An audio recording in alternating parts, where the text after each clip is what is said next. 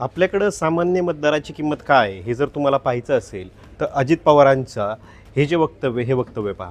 तुम्ही मला 18च्या 18 उमेदवार निवडून दिले ना, मी तुम्हाला सांगितलेलं सगळं द्यायला तयार आहे. पण तुम्ही तिथं काट मारली का मी पण काट मारला.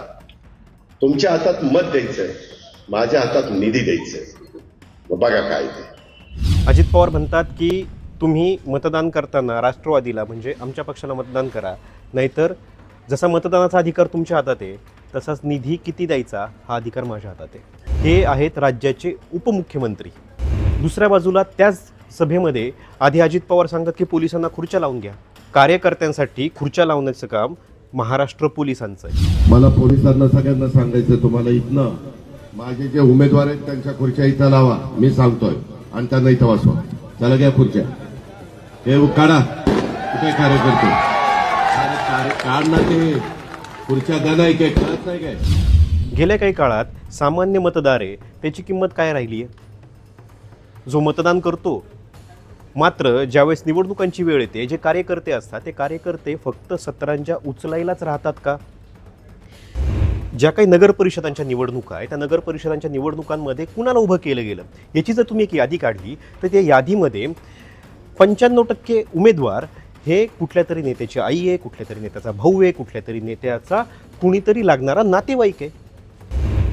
कार्यकर्ते मात्र तेच करतायत, सतरंजी उचलण्याचं काम. एकनाथ शिंदे म्हणाले होते की जिल्हा परिषदेच्या ज्या निवडणुका असतात किंवा पंचायत समितीच्या ज्या निवडणुका असतात त्या कार्यकर्त्यांना संधी असते की कार्यकर्त्यांनी इतक्या वर्ष मेहनत घेतलेली त्यातून त्यांना काहीतरी मिळेल. मात्र कार्यकर्त्यांना काय मिळतं? कार्यकर्ते तिथेच राहतात आणि नेते जे आहेत आणि नेत्यांची जी काही पुढची पिढी आहे ती पुढे जाते. नेपोटिझम फक्त बॉलिवूडमध्ये नाही आहे, तर नेपोटिझम हे राजकारणात सुद्धा आहे. त्याच्यामुळं नेत्यांनी या गोष्टीबद्दल विचार केला पाहिजे. सामान्य मतदाराबद्दल तुम्ही काय वक्तव्य करता यावर ताबा ठेवला पाहिजे.